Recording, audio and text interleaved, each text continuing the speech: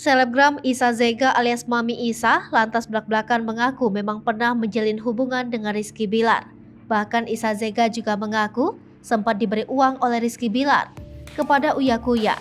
Transgender tersebut membocorkan nominal uang jajan yang diberikan suami Lesti Kejora tersebut. Mami Isa juga sangat menyayangkan Rizky Bilar bisa setega itu membanting Lesti Kejora yang berbadan kecil. Namun Mami Isa berharap Rizky Bilar dan Lesti Kejora tidak berpisah mengingat mereka memiliki anak.